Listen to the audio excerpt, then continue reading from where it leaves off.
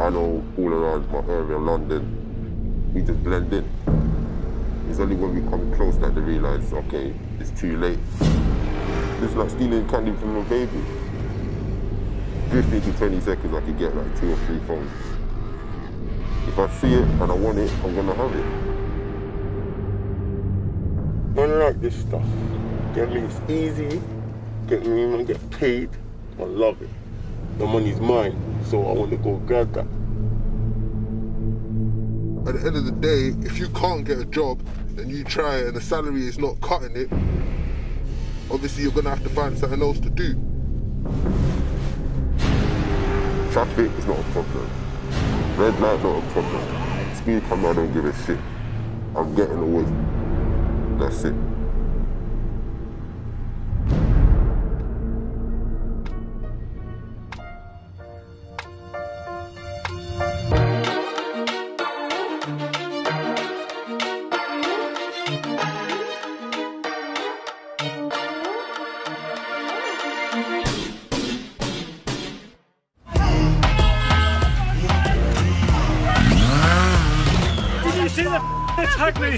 The menace of moped gangs is something we've reported on many times over the past year. It's mainly mobile phone snatches. The Met has been stopped from pursuing criminals on scooters because of the risk to the rider or the public. 2 of them go into the store, 1 of them has a sledgehammer. The defenceless owner is hit and kicked. A woman is dragged along by her hair. A motorcyclist is surrounded by 4 mopeds, a fire extinguisher let off in his face. I'm Livy Haydock, and like most people, I've watched in shock as this new violent crime wave has hit British cities. The internet is full of videos showing crimes. Some are uploaded by the thieves themselves, bragging on anonymous Instagram accounts.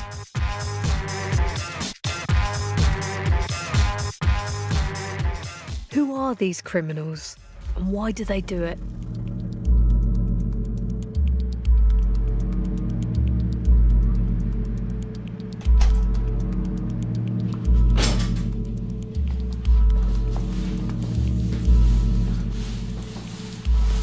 Well, I got one with it. I lock it down, so man. What you got? I've got a couple things there for you. Yeah.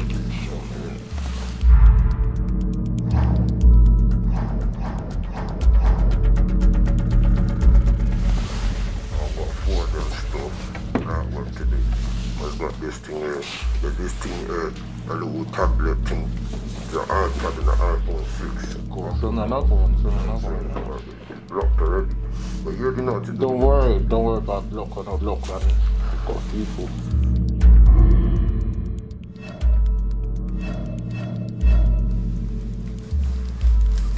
What is the value of what you've robbed here? I say 150 for this one, a pinky, £70 for that.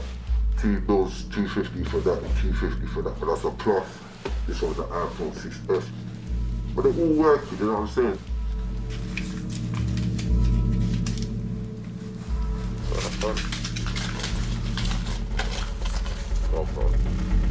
Everybody's all good stuff. And do you always bring your phones here? Yeah, obviously, you put it on airplane mode. And then there's no locational services, so after that they don't know where the phone is gone, untraceable. You had to find my phone, my feature, but once the phone is off, that's it. I went to an Indian man before I met him. He only gave me £30–40 for an iPhone 6S. You know what I'm saying? He said he can't deal with the software, the motherboards. But obviously my man, he can bypass that in Nigeria. So he increases the value of the phone. So you take these to Nigeria? Yeah, so I'll go there in Nigeria, it's gonna work. I won't literally go into details, you know what I'm saying? It don't matter if it's blacklisted or anything. It's change region. This is UK, that's Africa. You know what I'm saying? So I bought that phone for cheap for an hour. I was selling like twice the amount of money I bought it for. I sell on quality because most of them are fake as well. Oh, they're all counterfeit phones? Yeah, they fake. I'm bringing the real from the real deal. It's from the UK. When are you next going to Nigeria? I wouldn't tell you that, but it's very shady. Very I'm saying shady. like I'm counting days as well, so, but I won't go into details. So you're in demand in Nigeria right now? Literally. They trust me over there. That's why I give it to him. He's a cash converter. Is that why these robberies are going through the roof? That's how I eat, you know what I'm saying? Me and the people them on the strip, we all eat like this, you know what I'm saying? Because there's a market.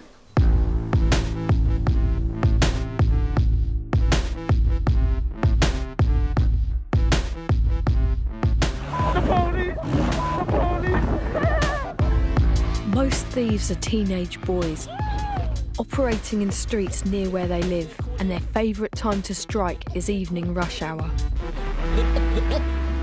I'd arranged to meet Mr. X to find out what his story is. When did you start getting involved with what you're doing now? I had a friend who was basically doing it, and he introduced me. He was saying, I don't have to do anything, I just have to drive. So I said, cool. I'm mostly the driver. There's occasions where I've had to drive the phones myself, but most of the time I do the driving. I know loads of people who are working their asses off in legitimate jobs, and they're still struggling to feed the family, pay rent and everything, but they don't go out and do that. So how would you justify what you do? I want things that other people got too, you know what I'm saying? It's not like I'm robbing the whole of London. I do what I need to do in a day, and then I chill off, bake off, make my money that day, and then maybe hit another day. So it's not like I'm being too greedy. Don't you think that's quite a scummy thing to do? I'm just dealing with the cards that I've been dealt with, you know what I'm saying? I had the most prospects, I've had the most opportunities, you know what I'm saying? I've been deprived for a lot of things. This is just a little avenue for me to make money. It's not the only way, but it's one of the ways that I make money. As the lights go out and the race begins. Mr. X told me that he has a sideline as a professional online racer. I realised I'm good at FC competitions. People will say I'm fast. At some of the biggest tournaments, the winner can take home over 100 grand. But Mr. X hasn't won any prize money yet. People are, you know, they're not well off. They find alternative ways of making some money for themselves, and that's in crime. Mr. X took me to one of his favourite hunting grounds for stealing phones, Upper Street in North London. It was only a mile away in 2016 that Cavell Hudson, a North London thief, stole 21 mobile phones in 1 hour. Now Mr. X is going to show me how he chooses his targets. I just look for a very busy area where people are, you know, running around doing whatever they're doing. I mean, anyone who has a phone that's out, facing down, especially with their headphones in, they're completely unaware to what's going to happen. That'll be the perfect target. And it's all about the positioning as well.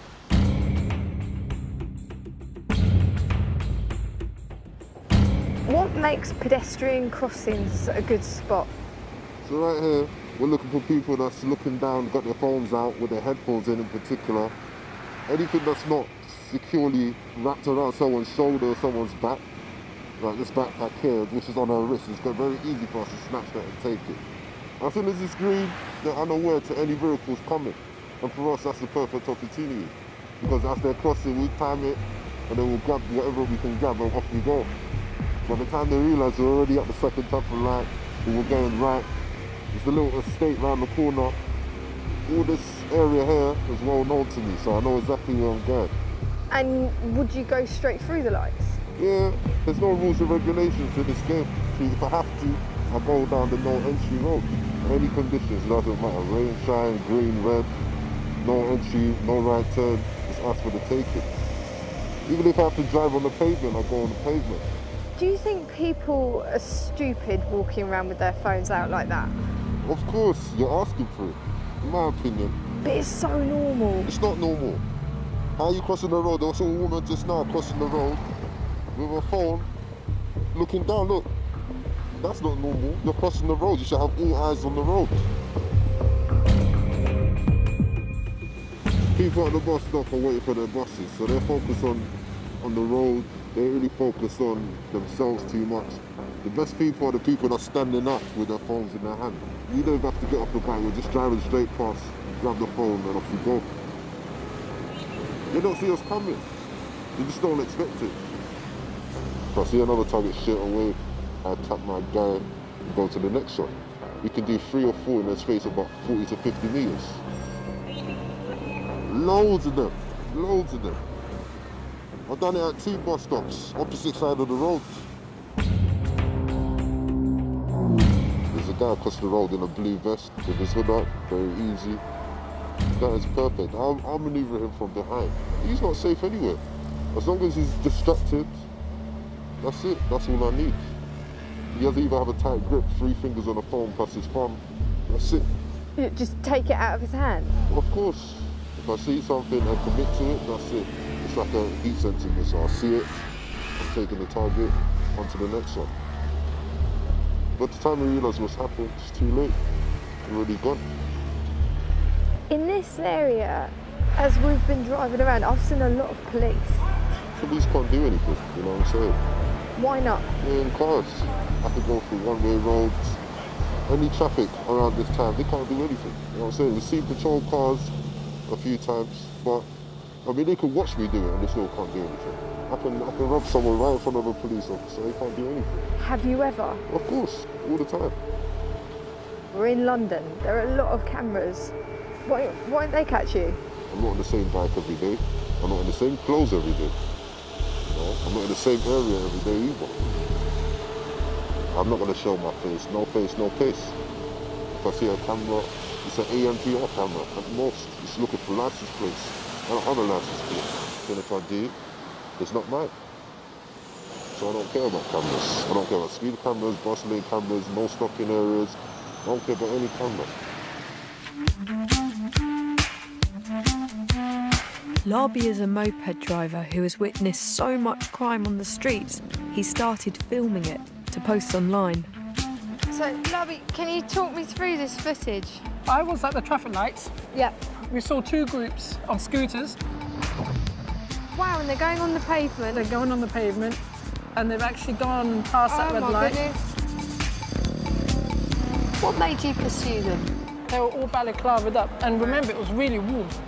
So when you see that, that's obviously a telltale sign that something is definitely going down. Yeah. There was a guy who was standing there on his phone. Right. That was the victim. I thought, come outside, get a bit of fresh air, to do a bit of bank transfers on my phone. So I started doing that when all of a sudden my phone just actually went straight out of my hand. And it took me about a second to register. And then I started giving chase. Get that license plate. Get that license plate. What did they do? Larby chased the thieves to try and get a look at their number plate.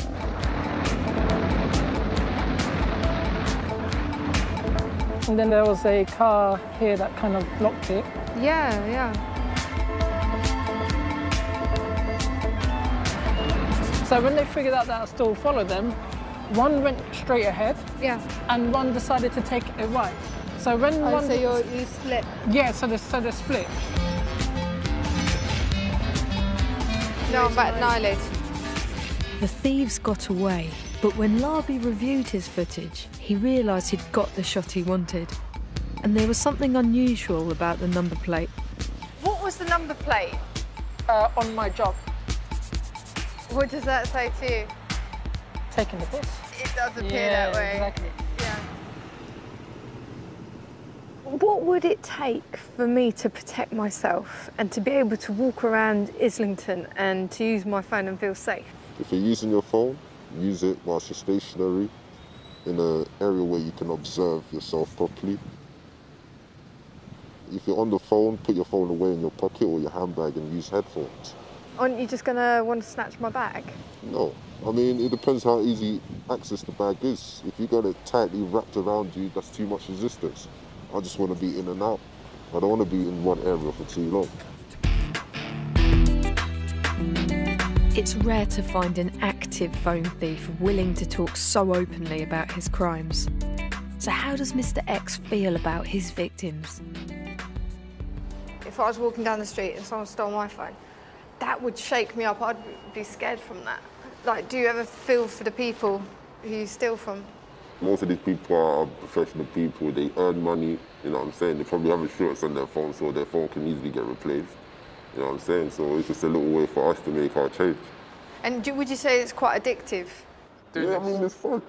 Sometimes I'll be playing GTA and I'll be like, I'm basically doing it myself, you know what I'm saying? Oh, well, so GTA, so Grand Theft Auto. That's it, precisely. Wow. I'm not saying that the video game inspired me, but it does give me a bit more motivation, you know what I'm saying? And it gives you a buzz? Yeah, of course. You always have that adrenaline.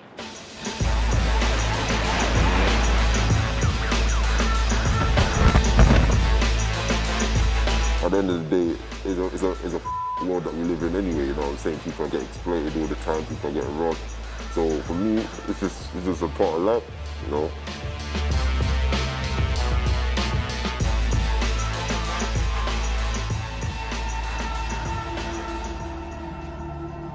Please, anyone there? Please, anyone there? Guys, this is an emergency. There's been an acid attack in Bethnal Green. Guys, anybody West End? I need help. Please answer me. Anyone there, please? Quickly, please. These messages were recorded by working motorcycle delivery drivers. They're distributed through a secret WhatsApp group that alerts other bikers to danger.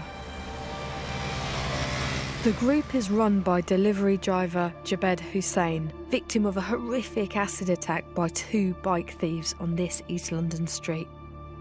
Where's it hurting, mate? You're alright? The acid was thrown by this teenager, 17-year-old Derek John.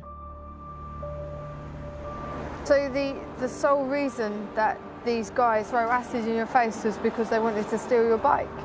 Yeah, most probably, I don't know, I'm not sure, because they got a lot of different options if they want to take my bike. Why they have to destroy my face? Jabed's face was saved by a quick-thinking policeman who poured water over him. But the mental scars are longer lasting. Does it bring it back a lot, being here? Yeah, because I feel like scared to come back here and going past this way. Now Jabed is trying to start a union for other delivery drivers to provide financial support for members whose bikes have been stolen.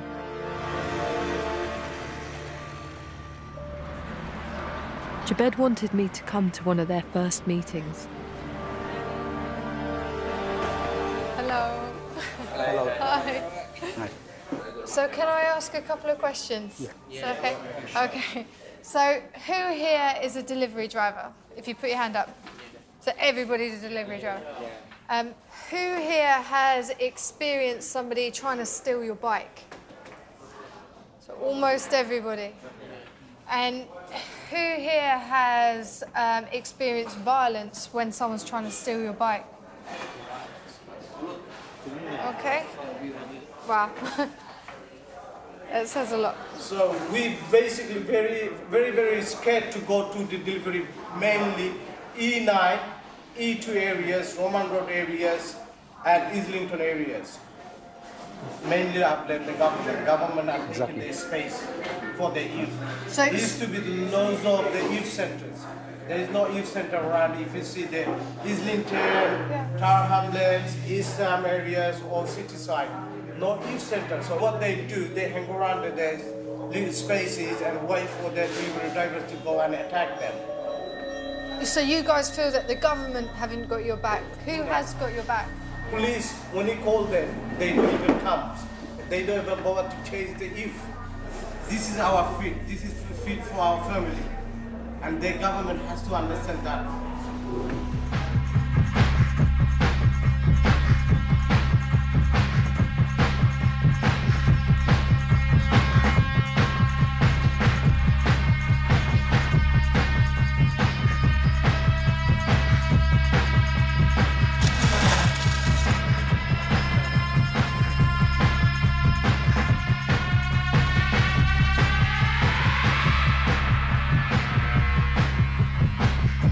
I caught up with Mr X a few days later in central London He wanted to introduce me to a fellow thief named Ghost. So what about delivery bikes like this? Would you chance robbing those? If you wanted it, I could get it for you.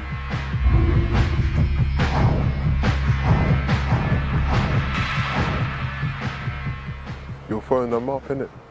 Oh, what, you get them to bring the bike to you? Yeah, like you just order a pizza or something, and they'll come through. And then what do you do when the bike arrives? Kick them off the bike. Just like that, kick them off the bike? Yeah, so you let him know straight away that you want what he's got, and then... For me, those are the easiest moves, because the keys, everything's there already. I'd actually like... And you know the bike's working. Off. Yeah. Take off the box. Like that. Take the chain. And some food. That's it. And the food. And the food. So you didn't even rob the pizza. He's walking back to the shop on his legs. But you're going to have some kind of conflict there with the driver. No, he ain't going to try and fight. If he does, then you beat him up. We move into my car. I want to challenge Mr. X and Ghost about stealing bikes from delivery drivers. So it don't bother you at all that you're taking someone else's property? Life shit, innit? Deal with it. So you don't feel any remorse or nothing for the people you're robbing? Get a new one. You talked about nicking bikes to sell. How do you hide the fact it's stolen from someone who's going to buy it from you? Yeah, if man take the bike, obviously it's got the registration on it that's, you can get traced it's stolen, so... Yeah. How do you get around that? Cook it off, you can take the license plate off, change it, whatever. It's a name badge, you know what I'm saying? So that's why you've got to change it? Today my name's Claire, tomorrow my name's Jessica, you know what I'm saying? But then how do I become Jessica? I just changed my name tag. Yeah, but where'd you get a new name tag from? Everywhere. New number plate. You can take it from anywhere, you can even take it from the next bike. Do you ever feel bad for what you do? Yeah, but at the end of the day, if you can't get a job and you try and the salary is not cutting it and you're not making enough money from getting a job, obviously you're going to have to find something else to do. Now that the streets are a bit quieter, we go out again. I want to ask about bike security because looking at the videos online, it seems like bikes aren't safe anywhere. Last summer, one moped gang even broke into a showroom and stole a superbike worth 28 grand. What do you see when you see these bikes? How easy would it be to steal this bike? It's got an alarm on it, but it doesn't look too hard to steal because you can still snap the steer lock. Even if the alarm goes off, you just got to do the job quickly, innit? Just get it done fast. And how would you get it away? The front wheel's got a disc lock brake in it. You can't roll it away or you can't drive it. If you had a van, you just scoop it up. So you take it in a van? Yeah, alternative transport. Vans are used to remove the bikes as quickly as possible. The thieves will store them out of sight, and if after a few days no one comes looking for them, the bikes belong to the thieves. And are there any bikes here that you wouldn't try and steal? The one that's covered. That one that's covered. Really, why? Because you don't know what security's got underneath it, whether it's got an alarm or not. There's too much time, too much effort, too much attention. But you're always looking for the easiest targets. What about the chains it's got? Because it looks like it's pretty chained up. The chain is the biggest problem because it's tied up to a pole. Anything that's tied up to something, you can't do it quickly, you know what I'm saying? It's going to take some time. And time is of the essence. You don't want to be in one place for too long.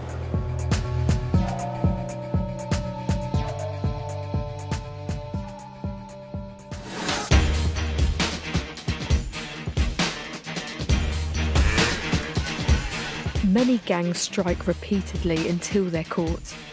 This gang broke into 17 mobile phone stores across North and East London. Moped driver Larby also managed to film a gang when they were on their way to a smash and grab. So Larby, tell me what actually happened here? So I was coming down Park Lane, 3 bikes past me. The last person in the group had a big sledgehammer at the back, wrapped around his back. So what did you think when you saw that? So when I saw that, something is definitely going to happen. There's going to be a smash and grab, and obviously if they're going to be heading down this way, they're going to be heading towards Knightsbridge.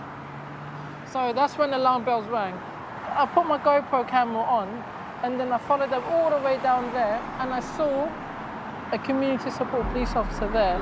So look, as you can Oh wow, yeah, you're signalling. Yeah, I'm signalling him. And these are the criminals here. Right. And they're actually gone past the red light. Oh yeah, there they go. Boom, boom, yeah, boom. yeah.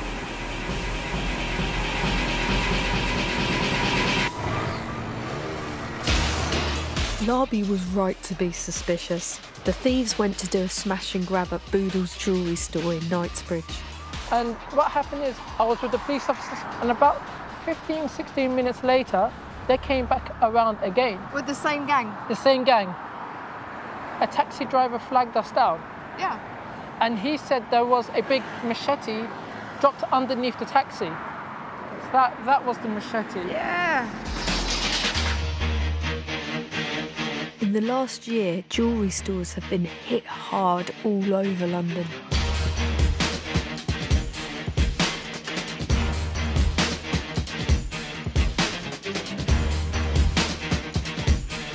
I've found an armed robber called Top Cat who specialises in jewellery stores. What kind of shops do you look for in particular? Small ones, so it's quick.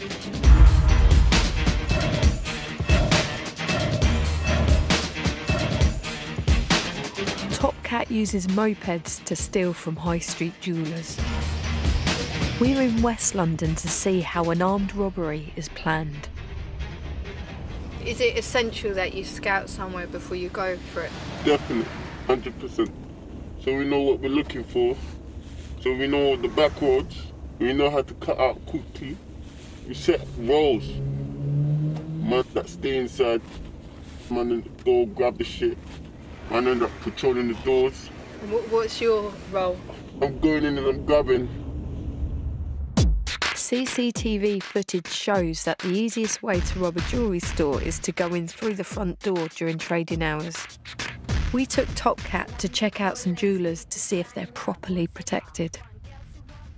So with a place like this, how would you rob this one?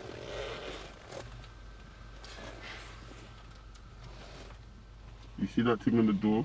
Yeah. Looks like a buzzer. Uh-huh. So that means that thing's locked. Man can't just run up in there. It will be difficult. There's 2 doors that man can buzz through. So they'll buzz you through the first one. When that first one closes, that's when you get buzzed through the second one. See shops like that. So we've found a shop that actually you wouldn't bother trying to rob? Word. It's that buzzer thing that's free coming up. The next best way to smash your way into a shop is through the window. And it wasn't long before Top Cat found a new target. I can see how easy this would be. What? Look at that. So that's the target there, yeah? Yeah. Now I'm looking for cameras. I don't see any cameras. Nah. I see 3 potential exits being that alleyway, one there. I see 1 camera facing that way. Okay, there's 2 cameras. And I mean, they've got the metal kind of bars there. Is that not a deterrent? No, because there's jewellery outside of the metal bars. Like, these idiots, what's the point of putting metal bars if you're going to leave jewellery right in the window? And how would you do that one? Smash it. What, through the glass there? Smash it. Like, 2, 3, 4 of us pull up right here, jump out, smash it, grab, gone. That way, that way, that way. So you'd all split? Literally. So you wouldn't even try and get past that metal bar? Nope. That's enough for you? That's taking too much time. So surely a place like that would be alarmed. I mean, they've got high value products. Yeah, probably. All of them are alarmed, isn't it? Like, you don't care about that. By the time feds come here, we're gone. And why would a moped be essential to doing this robbery here? It'll be quicker to put 3 bikes here than to pull up in a car and then reverse. It's easier, quicker, more of us can be on the bike, we can grab more stuff. Get me? if you all of us running up together, it's too hot. You got to split, meet up at the destination.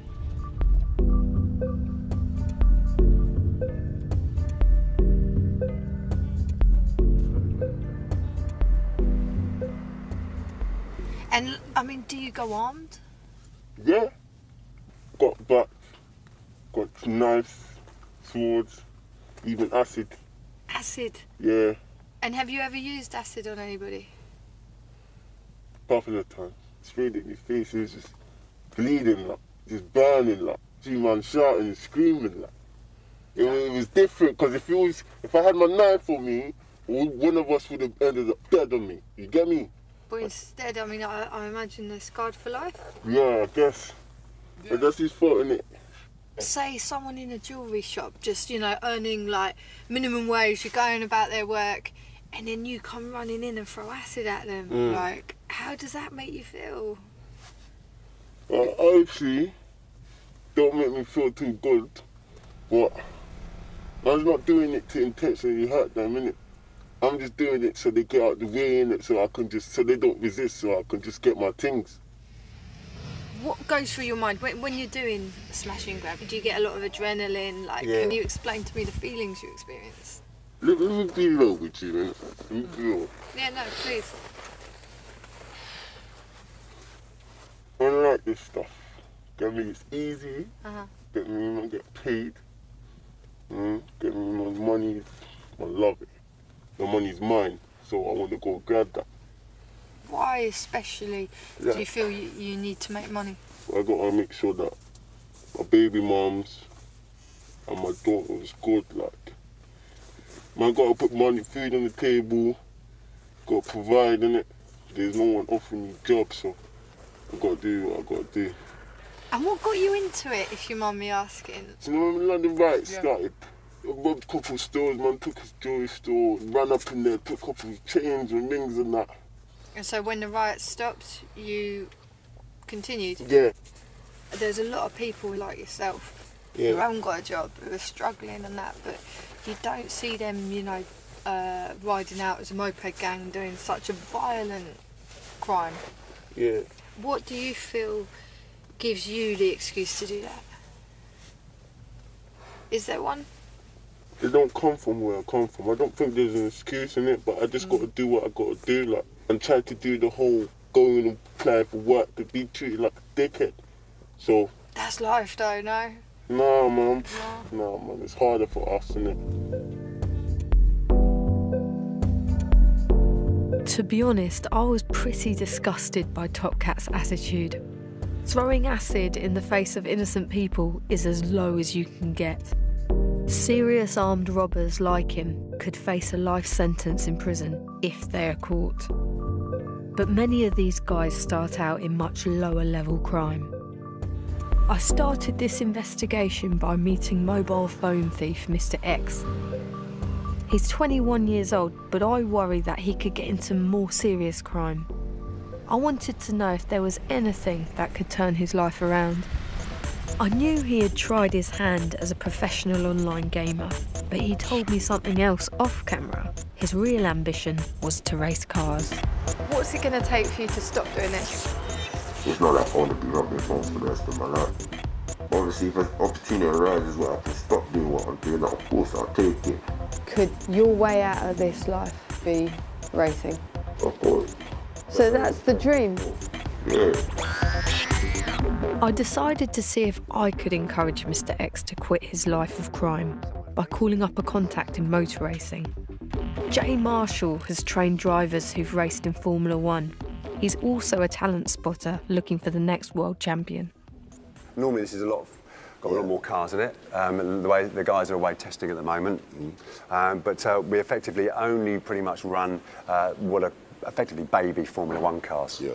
So Renault Sport. Renault Sport, Formula 3, and we're doing F2 this year. And basically we're a service provider to anyone who wants to go racing. Okay. You know, and I'm involved with the driver evaluation and development. This is one of the Formula Renaults that you just mentioned. All cars nowadays, Formula cars, gears are on the paddles. Jay's not letting Mr. X in a race car until he's proved himself worthy. So first he must pass some psychometric tests to check his ability. All right, so if you want to sit down, the perception speed test, which is the balls bouncing around in the sphere, you have to either count them consciously or guess. It's the subconscious parts of the brain that are doing the guessing. This is a little bit more abstract. It sort of measures your spatial awareness. It's all about looking ahead in this one. Is it me or is it getting faster? Yeah, no, it goes faster. The next one is learning efficiency, how you might remember things in order. This test is more about your characteristics than it is your abilities. So, are you competitive? Are you a team player? That kind of thing. Okay. So, have you got you've got the idea of it. So, what we'll do is we'll leave you to get on with those, and we'll come back in sort of 15-20 minutes. All right. Okay. Thank you. So, Jay, you've allowed a guy who's involved in crime with a mask on to come and complete your test. Yeah, the idea is that we open up the doors to as many people as possible. I've already looked at one of the tests, and one of the perception speed test, he is already in the top 99% of human beings. Wow. We already know that part of his brain is racing driver shaped, if you like. Wow. Do you think it's possible for someone like our friend here to get into the world of racing, even though he's got this sort of criminal past? It's not impossible. It'd be difficult, and again, it depends how fast he is. Mr. X has done enough to get into the simulator. Okay, you comfortable? This is a replica of a Formula Renault car and is used for professional driver assessments. Okay, off you go. So when you get into the rhythm, it'll be third gear here. Use all the road you can, mate, at any given point. A bit more on the throttle, then down to third and a brake.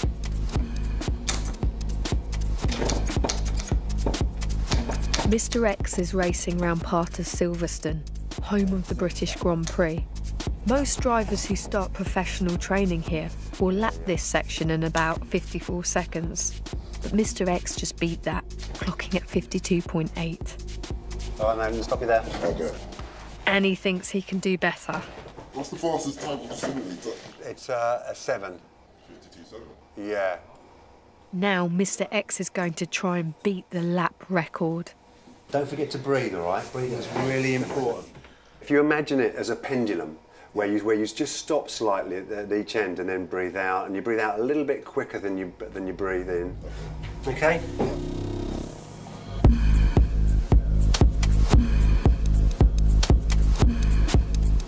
If you come off the brakes too quickly, the front will pop up quicker, which means the weight will come off the front wheels.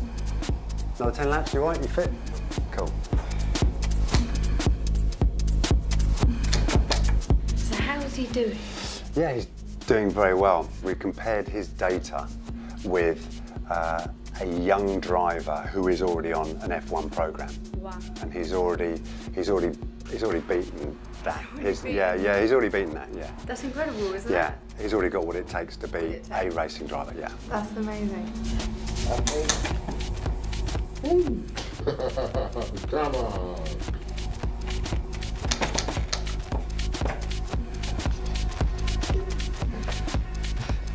All right?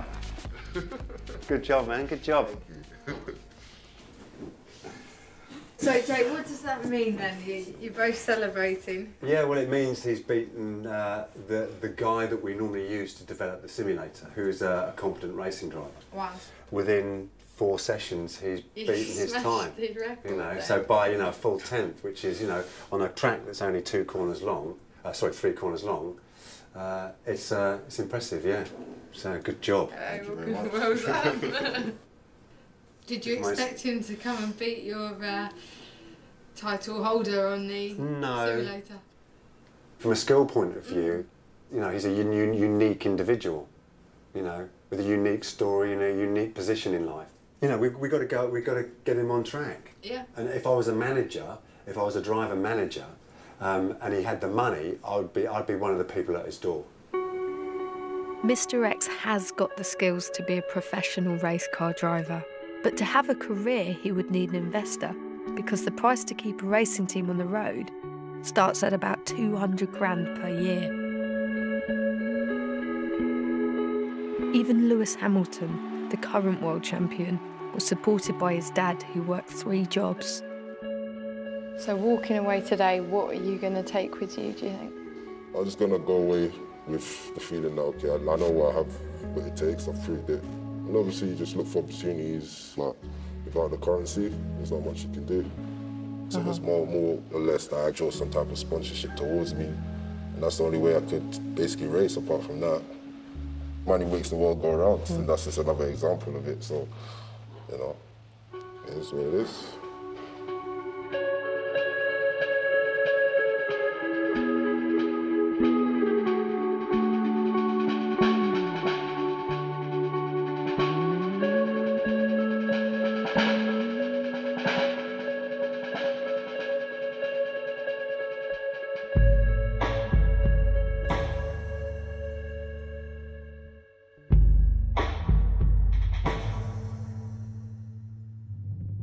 Just because I'm doing it doesn't mean I'm inspiring other people to do it. I just want to start something new.